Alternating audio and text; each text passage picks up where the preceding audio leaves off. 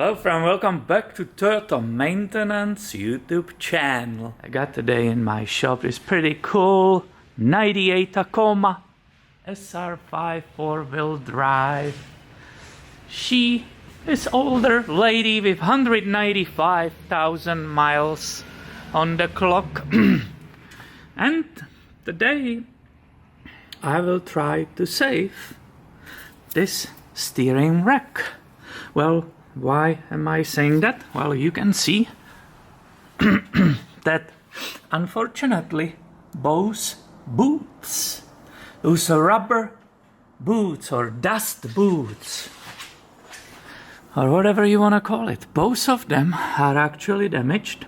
And if you look on the quality of the grease inside, there's zero play in those tie rod ends. Look at the rack. It actually seems to be, I will say, somebody replaced that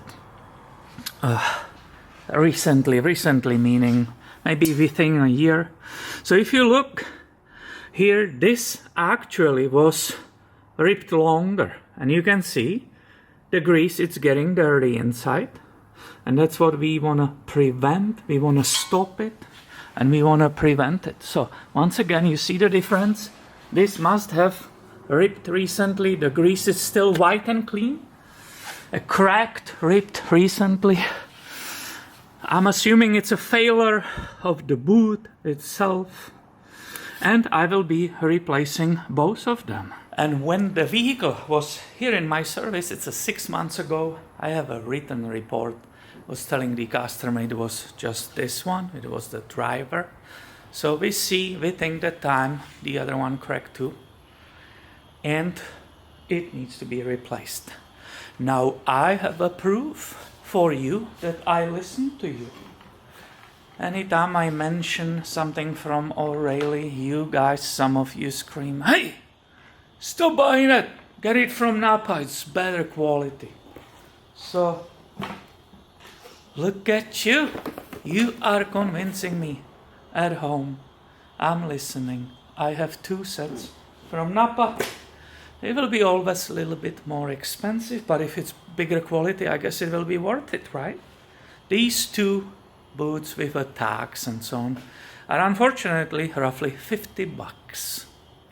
Now, how do you replace these so you don't change alignment? Because this tie rod ends, and that's an outer tie rod, inner tie rod.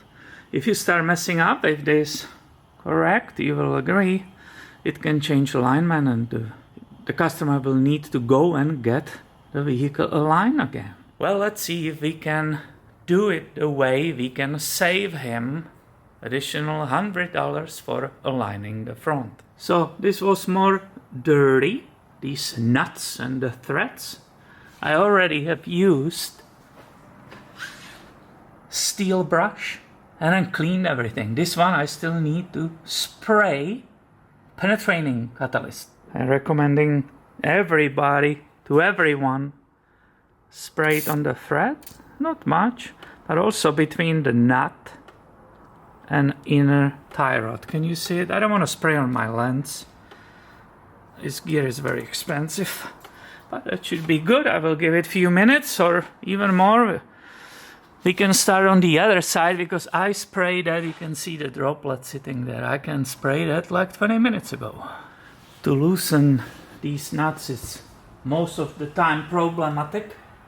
I'm hoping, since this is fairly new and the nut will be not... Oh yeah, did you see it? This is the easiest ever because the work seems to be done recently. So now the whole idea is start spinning the inner tie rod, which is here, and keep this nut right here in the place. So I can do the mark, or I will just leave it alone there. I will start rotating this to separate outer tie rod from inner tie rod, and will be able to move that dust boot out. I don't have to remove this clamp because it's completely separated. if there was just a little crack, I will first undo this clamp, move it over, I hope you can see it, and then this is loose to spin. Now with a different tool I will be turning this part. By the way, that nut, and I'm not sure if this was a rack from Toyota or it's aftermarket, was 27, this is 28 range. Now this inner tie rod end gives me a lot of resistance, and that's good. That means there is no play in that ball joint here. It's nice and tight, and I know there is no problem with that rack and pinion, with that steering rack. I know there is no clicking, knocking here. It's very tight. We will be putting extra grease on it because some dust and dirt already made it in. You saw it, and that's obviously a problem. We don't want to leave it there. I will be cleaning it. The other side is better, but this one needs to be cleaned first so that dust and dirt doesn't do extra wear on that ball joint. So that tripod and the camera, it's right in front of me. You are actually in my way. On my right is the arm of the lift, so I cannot move around the camera. So sorry for that, but you gotta go for now. Here you can see it fully disconnected from each other. Just for fun I made a mark there, but the paint is running, but I see where it's supposed to be. If I accidentally hit the nut, so I know where it was exactly and I don't change that alignment. So this outer part, I'm again doing this from behind you, from behind the camera, but it should easily come off. I don't see any cut from, right, like a knife or something. So I guess it failed. And you tell me, is this OEM? I don't know, honestly. I don't see, but it doesn't look like a remanufactured rack and pinion. Now the other part, the remaining part, is held into place. That's a steel tie. These are a one-time use because you crimp them. There's a special tool for it, which I have in my toolbox. However, Napa, it's kind of cheap on this, honestly, because they say, hey, use a simple cheap zip ties. So who knows who's better? I don't know, but today we will love Napa parts and install them. So I need the wire cutter. I need to snap this off that little part, and here I go to remove it. Just trying to show you all the details. So obviously I'm not afraid of damaging the boot because the boot is junk. You see that? And the clamp, it's off. They are not reusables, so we should be able to pull this remaining part out, and here you go. Got it off. What do you say? That's not very difficult, is it? Once again, little detail for everyone. Oh, there is already junk falling on my thread. So here is that inner tie rod with that ball joint that's still super tight despite the fact it has a lack of grease. All of this I will be cleaning thoroughly because this is where you are afraid of the dust and dirt most, even more than here. Here it will start damaging the rack and pinion seal, which is right there inside. All that stuff will damage the seal. It will start leaking, right? So there will be all that fluid down here sitting and leaking off it. We want to prevent that. That's why I'm doing it for this owner. That's why I was trying to convince him, hey, you had some different ideas, sure, but this is actually important and it will save you replacing this whole part. So I'm going to clean everything and then I will invite you back. Here you can see it nicely, heavily greased and ready for that new dust boot. And obviously the way we got it off, it's the opposite way to put it carefully in. Very simple. Oh yeah, the clamp fell in the garbage can. I know you are very important guest, but I also need some space to work. So right here in the back, I will carefully put it on. Here you see the new boot in the place. It's all the way nicely in. And now here we need to put the clamp or the zip tie. This is the style of the clamps. This is how they look like. But this one is too big because it's for CV axle and nobody today had the correct size for this diameter. I want to show you the tool.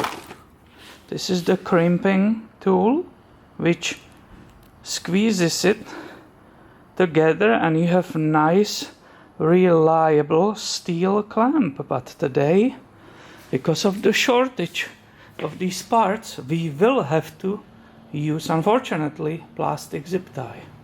Mine was pretty close, if not identical to the one supplied from Napa. So guess what? For the warranty purpose, I will actually use the one which was supplied, and then something happens with it, the warranty can be dealing with it. It's safer for me and for the customer because obviously all these parts are guaranteed. I'm going to cut the part which is sticking out and show you what I'm left with.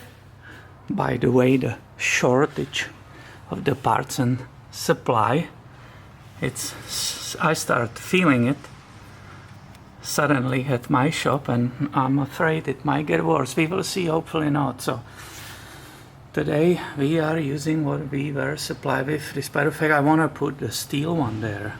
Fortunately, we will be not putting the plastic here because we have this original steel clamp. But it's too early to put the clamp back.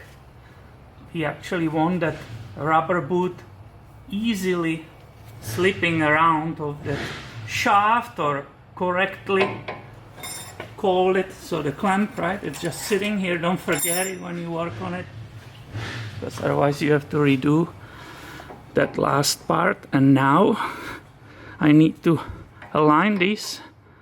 The nut will stay in the same position as we set, that's our goal, and I will carefully start the thread and start putting it back.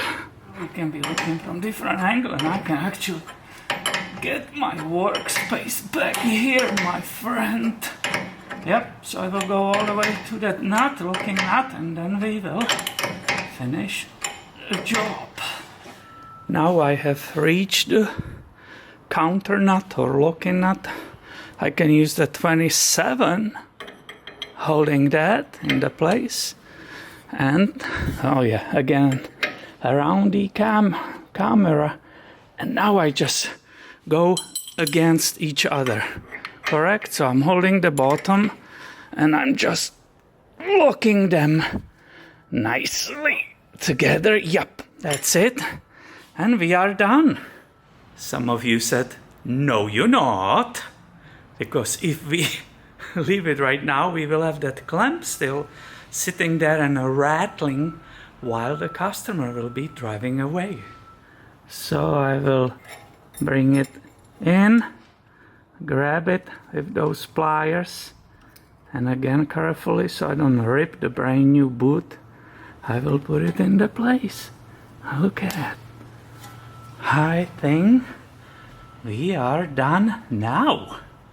And when I will perform the same on the other side, we will basically have another happy Tacoma in this world. Except I still have to do brake fluid flush and especially clutch fluid flush, because the clutch fluid is black. It looks like original from 1998. But that may be in different video, maybe not. I'm not sure how I'm doing with the time. So either way, be subscribed. I have way more coming your way soon. Thank you for watching. Have a great day, my friend.